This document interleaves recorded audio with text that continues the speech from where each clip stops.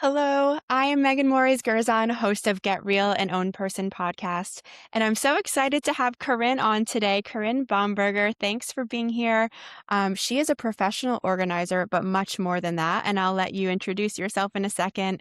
But today we will be talking about the deeper side of that work, and the episode is called What We're Really Holding On to. So I'll leave it there and let you introduce yourself. Thank you, Megan. Hello, my name is Corrin Bomberger. I am a professional organizer. I've been one for 10 years, more than 10 years actually, but I started my business 10 years ago and I help people get out of their own way. We all get stuck somewhere and, sometimes we're drowning at work, sometimes we're drowning at home, so I help people get unstuck. Yeah, that's really, really important. And I feel like when we first met and we've met through networking in our area that we live in, which has been great. And, um, it's not just organizing a house or cleaning up No. and getting rid of a few things, right? It's people are often embarrassed, right? And there's some shame and a lot of emotions tied to it. So I'm really excited to dive into more of that. But I wanted to start by asking, and you said you've done this over 10 years. So Yeah. how did you get into this line of work? And like, how did it align with your personality and your skills and all of that? I basically tripped and fell and got up and realized where I was. I started out in working with kids and then I worked in the corporate world and none of it really seemed to fit, although I liked aspects of both. But when looking back, I realized in any job that I'd ever had, and I'd been working since I was 16, I organized something. Whether it was organizing deli meat when I was working at a bagel shop, whether it was organizing toys for the kids when I was working in a school system or daycares, and then in the corporate world, I organized files and just created systems that seemed to help my workplace function better. And I wasn't asked to do it, and I didn't think anything of it. It was just something that came naturally to me. And then Mhm. I wound up working at the Boston Design Center, and they asked me to organize the front of the showroom, back of the showroom, and I did, and they started making money, and I realized a lot of small businesses are bleeding money, potential money, or money they already have because they're disorganized. And, we're so busy, particularly business owners or homeowners, if we have children, rearing children, life in general. It just gets busy. And oftentimes we're so focused on doing what's right in front of us. We don't plan to organize and things just pile up after a while. And emotionally, that's very taxing. And I think, and more studies are coming out now about how hard that is. Definitely, and it's like subconsciously it affects you when It you does. it's like for me, I mean, I've been there throughout phases of my life where it's like that pile on the side of the room on the chair stresses me out, and it's those things where you're like, "I'll do it later, no big deal," and especially in a business, I like that you decided that it made sense to work with businesses, and I think that's so important because if you're not organized, things fall through the cracks, and there's just so much more room for error. Um, Yeah. And so loss. yes, exactly. And you said it kind of just came naturally to you. You always were organizing things. What Yeah. do you love about actually doing that work? Is it, well, the work and also like how you help people's lives? What do you love about it? I love my clients' reactions. I bet. Because you don't always realize the weight that it has on you. So, Yeah. more and more studies are coming out on how much clutter and unfinished projects really affect women. Um, Oh, Men, it doesn't seem to affect them as much. It's a pile, they're dust bunnies, there's a pile of stuff, there's unfinished projects, there's a hole in the wall, whatever. They don't really see it that often, not in every case, because you can't generalize. However, women, when we see the pile of dishes, the pile of clothes, the pile of stuff, the stack of bags, unfinished projects, the sewing that might need to be done, just it weighs on us and it actually increases our cortisol levels and it yeah. stresses us out, and our brains are wired very, very differently. We're much more sensitive to that. So to see all this stuff leaving someone's home and they can finally see what they own and what Mm, they need to have, what they need to buy. and what they don't need to buy because they already have 15 of the same things. I mean, we've all done it. It happens. You can't find something. I mean, I'm an organizer, but I'm not a human. I'm not a robot. So, Yeah. you just kind of realize how much you have that's gone, and just how much space you actually have. It's interesting, particularly with homeowners. They say, I don't have enough closet space. I don't have enough cabinets. The rooms are too small. The house is too small. It usually isn't. They just have more stuff than they probably need, and it stresses them Yeah. out. So to get their Yeah. reaction of just, I feel so much better. I feel so calm. I feel so relaxed. I haven't felt that way. This is our home. It's our sanctuary. You should feel Yeah. your best when you're at your home. And to Mhm. know that people come home and they're just like, that's not a sanctuary. That's a job. No. Totally. Yeah, really well put. And it's like you said, like it's the weight of all of these things that we actually don't need. And Mhm. peeling back and like actually being able to you help people actually look at all the things they do have and own in the space where it could and maybe shouldn't go. Um, that's really important because we're in this like consumerism world with stuff, stuff, stuff. And Yes. like I'm guilty of it too. I have several of a few different types of things. And um, it's I'm lucky and grateful to have things, but it's also like we don't need it and it's too much. No. And it's actually distracting us from just sitting in our sanctuary and feeling that comfort and that centeredness, right? So the people that you work with, and we were saying it's more than just like organizing closets and bins. Yeah. It goes much deeper. So when people have a surplus of things that they don't need and they need help, what are they typically going through at that time in their life? And like what are you finding that has caused them to get to that place? Literally every client is different. I mean, Yeah, every client is different. right. So some of my clients are downsizing. I've been working with a lot of seniors for the past year in particular. They are looking to downsize the amount of stuff because they don't stairs. Some of the homes that I go Yeah. into for these elderly clients, their homes are literally death traps. Either Oh, because they have so much stuff in them that they're just a lot of tripping hazards over, and they struggle to pick them up and move them around and get rid of them, or it's the stairs. A lot of the clients I have, they're in their 80s and 90s, and they have all these stairs, and I sit there and I'm like, "Are you sure you don't need oh help?" my And just gosh. and they'll say, I should have done this 5 years ago. I should have done this 10 years ago." I have one client, she's a mother. She's pregnant with her 3rd child, and she's nesting. Yeah. Got 2 littles, and, she's like, "I just can't do the things I could do before," and she can't pick up things, and she's just overwhelmed by the amount of stuff that the kids have. Yeah, I know how that Um, goes. on average, the average 10-year-old in the US owns 300 toys.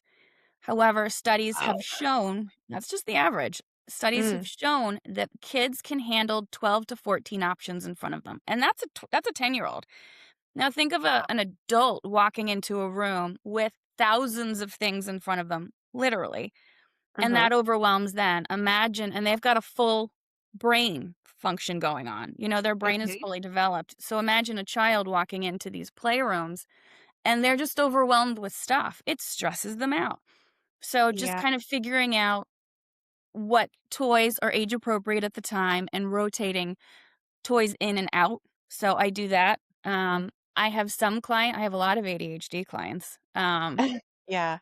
And I think it's important to remember that people with ADHD, people with dyslexia, people that are neurodivergent and on the spectrum, they aren't it's not a disability, it's a variety. We all learn differently. We all process differently, and my job is to figure out per every client, whether you're neurodivergent or not, whether you're 80 years old or 25, what's going to work for you. Right. Because what works for you and what works for me and what works for your kids are going to be totally different because we're different people. Mhm. So, Mhm. truly every client is completely different, and that's just the homeowners. Then you have the commercial clients. So Mhm, maybe they're an interior designer, maybe they're a photographer, or maybe they're a real estate agent. The way that they're going to organize things is very, very different mhm. from each And other. are you in those cases, are you organizing the space and also files and things like Oh, yeah. that? I Yeah. organize. If it's messy, I can fix it. Yeah, great. And that's just so nice that it makes a lot of sense that what you do is extremely tailored to the person Yes. and their needs, how they think, what works for them. I love that. And what you said about changing out and rotating the toys, I could probably use you because I have a 2-year old with way too many toys, and I've tried to be better about rotating. And it's challenging because they get presents and they go through phases of what they want to play with. And I can definitely relate to the parents that are And they dealing get with. bored. They get bored Yeah. of the same ones. But there might be Mhm. a toy in the back that they used to love that they forgot about, but they don't know it's there because they can't see it. I know, I know. Peekaboo is real and it goes into childhood, adulthood. So, Yeah. if you can't see it, it doesn't exist, particularly if you're neurodivergent. So, it's important to be able to see and find the things that you use or you want to use or you love. Yeah, yeah, that's a really good point too. And speaking of neurodivergence, you have been open ever since we met. You spoke about your dyslexia Mhm. that you call your superpower, which I love. So, can you talk a bit about that and how it's kind of actually helped you with this type of work? Yes. For a long time, I thought there was something wrong with me. I didn't really learn to read until I was about in 5th grade. I mean, I could kind of do it, but it just didn't really click. Until then, I just struggled with learning. But because I was dyslexic, I was constantly unjumbling my world, particularly with letters and numbers, which I still struggle with. I have to read things 12 times to really understand it sometimes, or I'll read with a ruler. But I just thought something was wrong with me because I couldn't catch on like the other kids. But one of the cool things about being dyslexic is you notice patterns. So, Yeah, which is that's cool. really important when you're organizing. You've got to figure out what the pattern is and how Exactly. that applies to a client. So, although I struggled with that and it took me a long time to figure out, reading, and I struggled with the educational system. I didn't think I was very bright for a very long time per Mm, the educational system because yeah. it's built for a very narrow type of learning, and there Yes. are so many varieties of learning. So if you are dyslexic, you're very tactile. You need to see, Uh-huh. feel, and touch things. You can't just sit there and look at a chalkboard or, whatever they use now. Um, Whiteboard. I don't know. Whiteboard, I don't know, computers. Yeah. Yeah, I mean the chalkboard and all that. So I just learned what I realized in my adulthood is I wasn't dim. I just learned differently.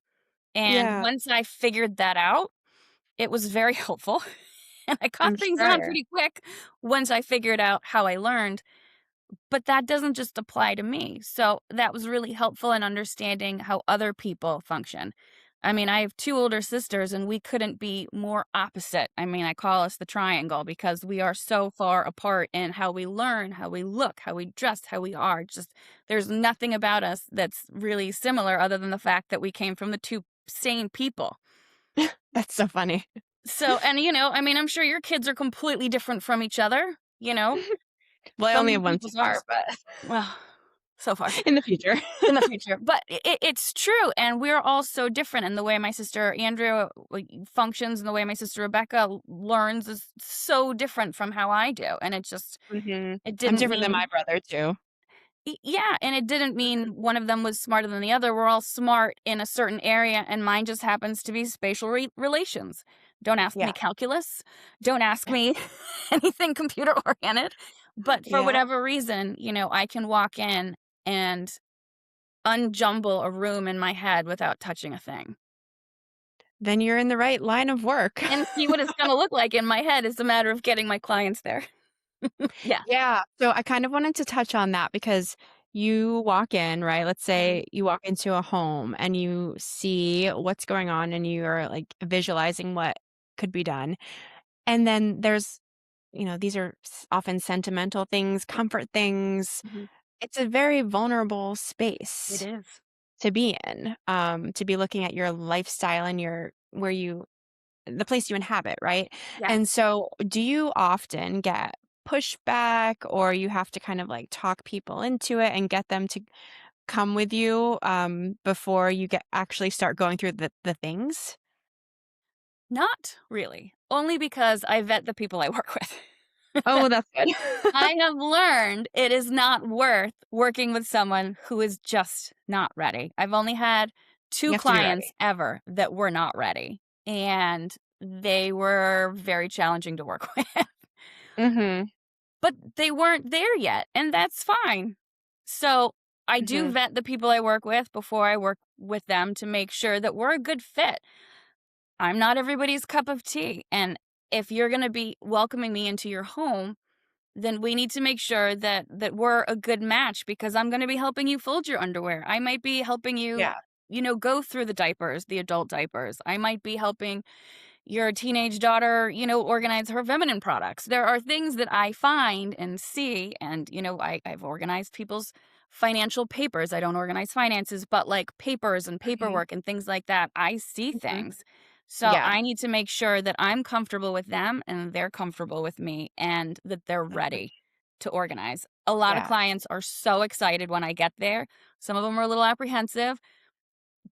My job is very much a therapist in a lot of ways, which I Mhm. didn't necessarily expect because I did start out working with business owners only, and then eventually invited homeowners into the shuffle as well. But yeah, it's Mhm. I usually don't have issues because I've learned to vet the Okay. clients that really aren't ready because if That's they're not smart. ready, it's not going to be fun for either party. Yeah, it wouldn't be a fit. So that makes Mm-mm. sense. No. And when someone is ready and kind of excited for you to be there, how do you establish that comfortability you were talking about? And I'm curious too, like you started on the business side and you emerged as kind of like a therapist figure. How did can you paint the picture of how that looks and how your conversation goes to get to that point of comfortability? I've been told frequently, I couldn't read, but I could listen. So I've been told I'm a very good listener, and that has paid off, to benefit my clients, which is Yeah. great. So I really, really listen. I take pages and pages of notes while I'm vetting the client. While I'm with the client, I mean, I write down their birthdays, I write down, their kids' names, their dogs, just, whatever I can think that is relevant. Did their parents pass away? How recently did they pass? How many siblings do they have? And I just ask a lot of questions and say, if you're not willing to get rid of this, can you tell me why? Like what's the story behind that? Oh, And nice. sometimes they have a very, very legit reason. Very legit. So, absolutely let them just kind of learning and asking questions and really listening, not just with your head, but with your heart and Mm, understanding where they're coming from. Most people aren't trying to be difficult. They're not holding on to things because there's no reason behind it. There's usually some reason behind it. And maybe it's as simple as I'm holding on to this because I know I have 3 jackets in the attic, 3 jackets in the basement, 3 jackets in the hallway closet, and they don't realize that they have 9 jackets, 9 down jackets, so we put them all I'm like together.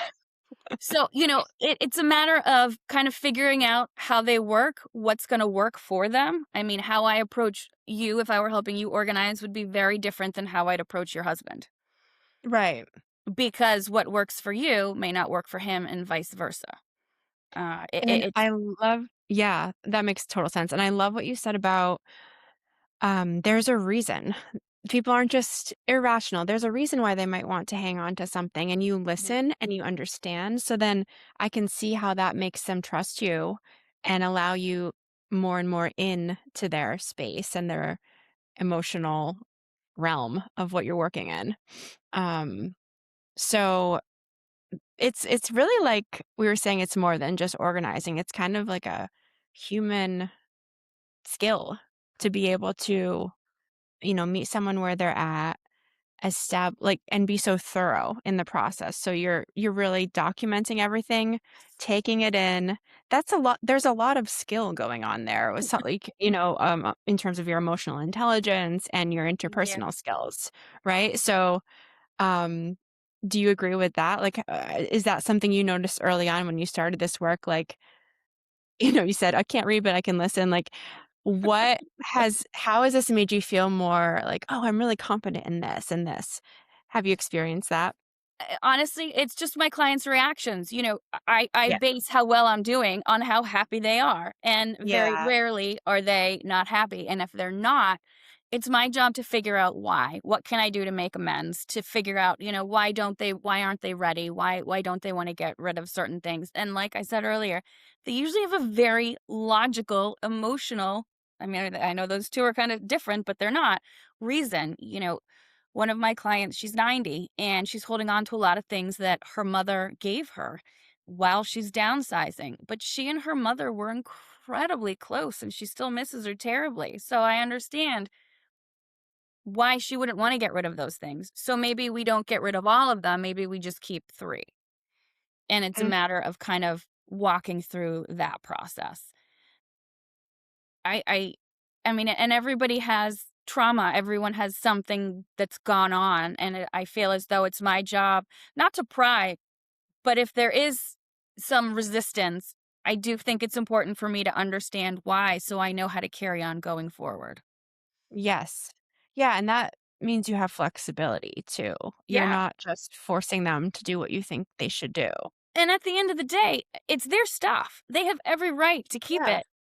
And believe it or not, more often than not, I encourage my clients to keep things they might otherwise get rid of because I'm like, if this is something that if we're in an attic and they open up a box that they haven't opened up in 10 plus years, and all of a sudden they pull something out and they're like, oh my God, I forgot about this. And just Yeah. the sheer joy of them opening this up and seeing it. I'm like, what is it doing in a box in the attic? This should be hung on a wall. This should be Yeah. displayed in the house. This should be somewhere where every time you see it, you're like, so happy. Happy memories. I remember when we did this. I remember when they gave me this. Things like that. We store a lot of the stuff that's not important in our eye line, and then the memories, our treasures, we shove them up in the attic or in the basement. And really, that's not where I believe they should be. If something brings Mhm. you that much joy, you should see it every day. That is amazing, and actually, you're giving me ideas of how I will have my things on display in my home, and I love that it's like, when you look around, how do these things make you feel? What memories does it trigger? Exactly. You want the positivity and the meaning around you. Yeah. So, you may think like, "Oh, this random trinket should be in the attic." No, if you love it and it's tied to something more, put it right front row center. Yeah. And actually, and you speak about the woman who was so close to her mother and wanted to keep some things, and I have experienced my mom passed, and actually both of my parents I'm so recently had sorry. passed, and I never realized, like, the things they gave, like, especially my mom would give me items of clothing, and there's just, like, little memories of, like, little stuffed animals or little things, little cards, and I have actually done that where I have a card on my dresser, and like a little stuffed moose that, meant something to us. And so I think that's just really special when it's like, practically, why would I keep a little moose? But if it holds that meaning, Keep keep it. it. Keep it. Yeah, it's Yeah. yours. So many people are like, well, I guess I don't really need it. I'll throw it away. It's not about need. It's about, to an extent, it is about need. Like, do you really need 75 pairs of black high heel pumps? Yeah. Maybe not. But, if there are three stuffed animals from your childhood that mean something to you, do you need them? No. I have a couple stuffed animals in my bedroom that my godmother gave me. She passed away in August. Oh, Broke I'm my sorry. heart. It's okay. Mhm. It was time. She led a good life, and I miss her Mhm. terribly. But I keep those three stuffed animals that she gave me in my bedroom, and I see them. And anytime I see them, they make me happy. And should I have gotten rid That's of them great. years ago? Probably. But they make me happy when I see them. And if something that small makes me so happy and brings back her memory, why should I get rid of them because somebody else thinks a 40+ year old doesn't need stuffed animals in our house? Forget it. Yeah. It's not about them. It's about me. It's about my house. It's about my sanctuary and surrounding my four walls with the things that make me happy. Yes. I love With that. with that said, too much is too much. And if Mm, you can't enjoy it because you can't see it, then that's one thing. So there are some people that believe themselves to be collectors, but if mm. you have so much stuff that you can't enjoy the collection, then that's different. Yeah, and there's a fine line between collecting and hoarding, right? There's a difference there. Well, hoarding is thrown around a lot. Hoarding is a legit mental illness. Yeah. And Yeah, there yeah. is some serious trauma that has triggered that. Maybe Yes. that's how you grew up and your parents were hoarders. Maybe Mhm. something traumatic happened in your life. But a lot of people say that they're hoarders or they say they have ADHD. They really don't. They Okay. might struggle to stay focused. They might have more things than they feel they probably need, but they are very, very different. I don't need, there's a whole clinical thing behind it. Again, I'm not Yeah. a therapist or a psychologist. Mhm. With that said, if your home is so stuffed with things that you can't walk around or enjoy anything, then that's probably needs to be looked Mhm. into. Yeah, that's an important point and differentiator to note there. Um, and I'm just thinking about how you're saying what makes the most impact and what is most meaningful to you is the reactions. And Yeah. so I'm just thinking about do any come to mind? Like a handful, a few, one that that stay with you and have made you feel like, "Oh, I'm really like, I'm doing the work I'm meant to do. This means a lot. I'm actually making a difference." All the time. All the time. I do think that this is why I was put on this earth. I think we're all put on the earth for a reason, and I think we are all given our own gifts. Call it nature, call it God, whatever you want to call it. I think our job as, good human beings is to share the gifts that we have that maybe others don't. Because there are certainly gifts that you have that I don't, that I appreciate. This podcast, for example. So yes, one of the examples I have is I was working with a client and she's also a friend. We were organizing her not closet, her attic. It's one of the coolest attics I've been in. Mm, It's a really old home, not shocking in Massachusetts. mhm. And you have to go up this ladder to get into the attic, but the ladder's a part of the house. It was designed that way. And then there's Oh, these two huge rooms upstairs with wallpaper. It's adorable.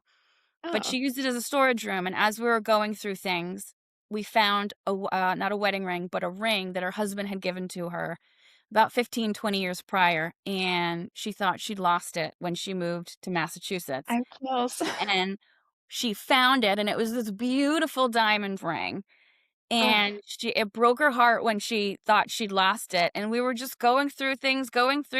And I was like, is this something of yours? Like, is this something that of value to you? Or I mean, I don't know if it's cubic zirconia or what, but she just like, mhm. she was so happy. So, so happy.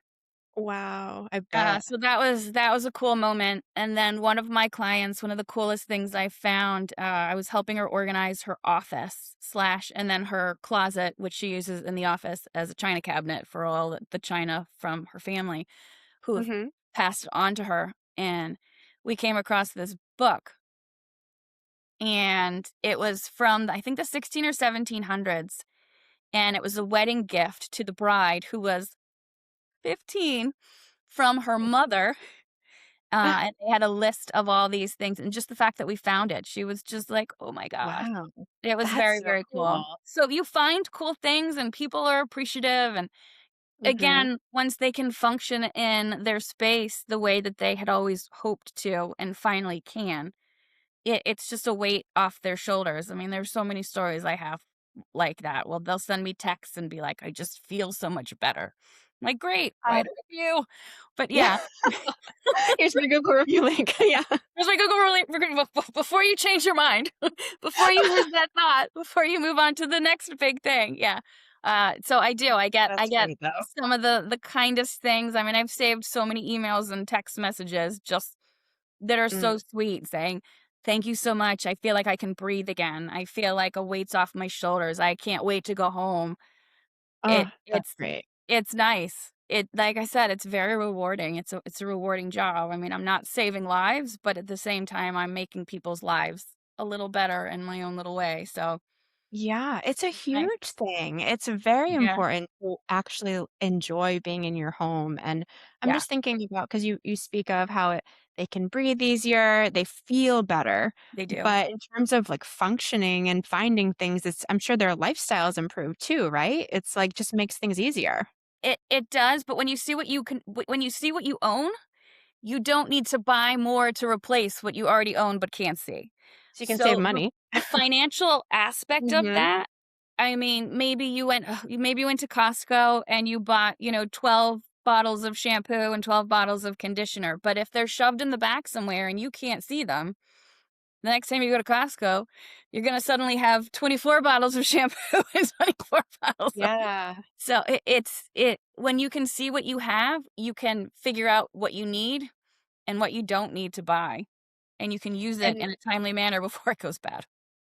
yeah, and like that practically is very important. And I'm just thinking it's symbolic, kind of about when you are self-aware, when you are aware, yeah, an awareness, right, of what you're holding on to emotionally, what you should focus more on and focus less on.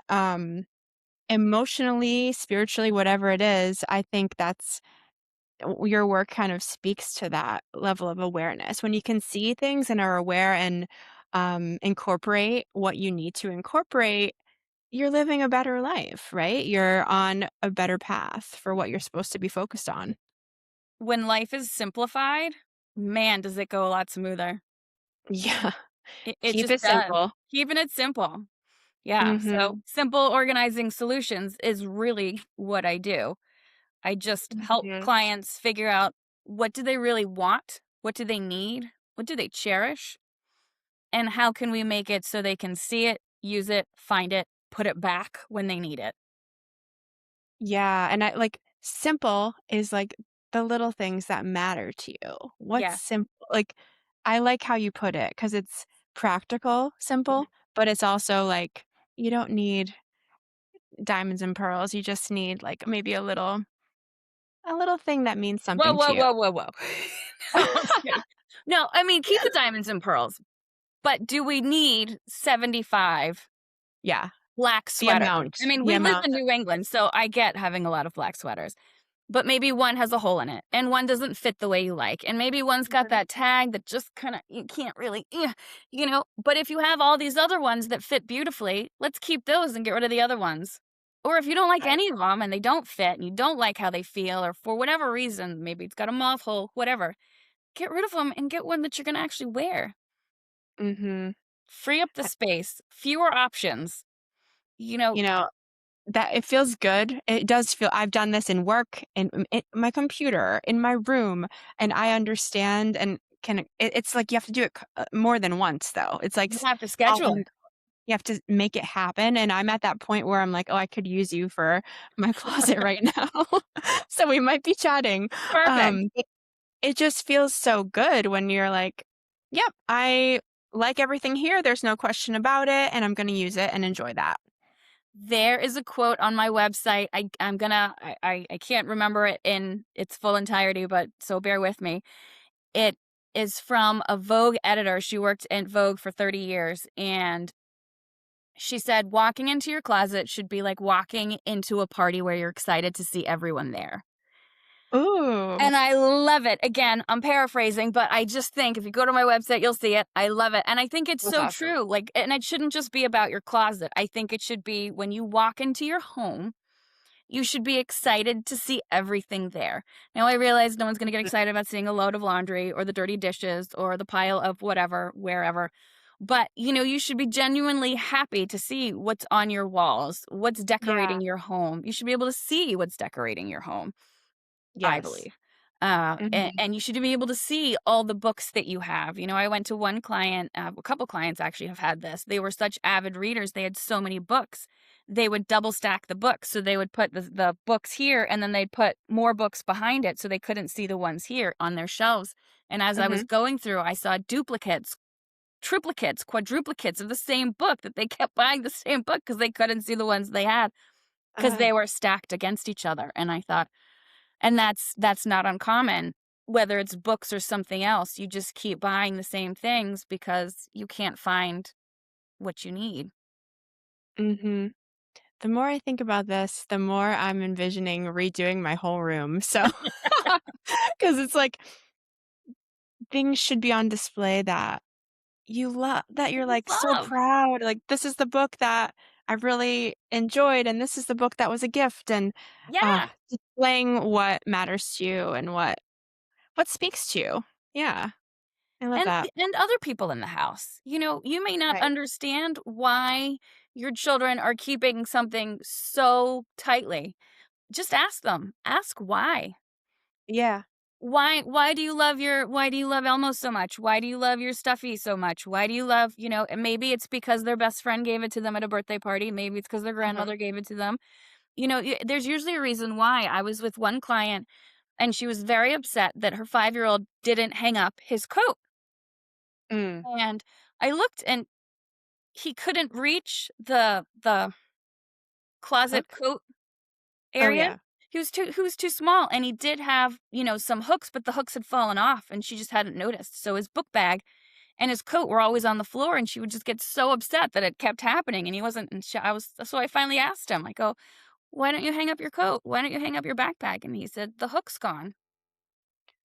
Mom Okay, didn't that's notice." a good reason. That's He a good wasn't reason. trying to be defiant, he wasn't trying to be irresponsible, there was just nowhere for him to put it, and with his little mind, he didn't know, "Mommy, can you put the hook back?" Y you know? Oh, yeah. So, got it patched up, fixed it up, hangs it up all the time, but the other one just kept falling. So, you know, you just asking why is so Mhm. important. Your husband, Yeah. maybe he leaves his boxer shorts in the bathroom all the time. "Honey, why don't you put it in the laundry basket?"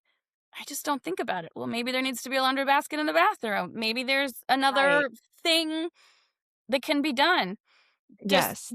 if it There are drives you nuts, workarounds. yeah, ask why. Because 9 times out of 10, people aren't trying to be disrespectful. They're just different. The way they think is different Yeah. from you, and it's not wrong. They're not trying Mhm. to be disrespectful or unkind. It's just that's not the way their brain thinks. So if you ask Yeah. why, you might understand why they do it or why they don't do it. Mhm. And Yep, like we were saying, it's all about asking, listening, and understanding someone that is different than you and maybe thinks differently, and finding that, um, happy medium where things are actually working out smoother than they were before. So, I think that's really important to keep in mind. And just, as we wrap up, this has been a wonderful oh, conversation, good, and I'm glad. I definitely wanna learn more about how to actually work with you, so I will, keep you posted on that. Great. Um, but if you could leave anyone listening or watching with one thought to wrap up everything we talked about letting go, about creating the space that you love, what would that be? Be intentional. Yeah. Really, you just need to be intentional. I think it's really important to schedule your organizing. A lot of people think it's not important, or they don't think to do it, especially if you're a business owner. You need to schedule it in. Maybe it's on a Friday from, 3 to 5. Maybe it's the first thing you do once a month. Whatever it is, schedule it in. When am I going to do this? When am I going to do that? Because if you don't schedule it in, more often than not, it doesn't happen. You need to schedule your doctor's appointments. You need to schedule an annual checkup for your car. All these things require routine maintenance. Your home and your business are no different. Everything Mm, requires maintenance at some point, and if you don't get it maintained, things go off the rails. And then it's yeah, overwhelming, because then it's yes. just a lot. So, Yeah. You keep it regularly small, maintain, it's not as maintain, overwhelming. schedule Mhm, it in, and if you need to get, like, an overhaul done, do an overhaul, hire someone to help you with whatever that is, whether it's organizing or not, but if there's something that you just need an overhaul with, and then you can maintain it going forward to mhm. where it's manageable and less overwhelming, and there's no shame in hiring a professional to help you with something. Nobody knows everything. I hire Right. people to help me with my computer. I hire people to help me manage certain things within my business because I don't Mhm. know how to do it all. I don't have the time for it all. People Right. hire a cleaning person. There's no shame in that. They need help. Right. We all do. Mhm.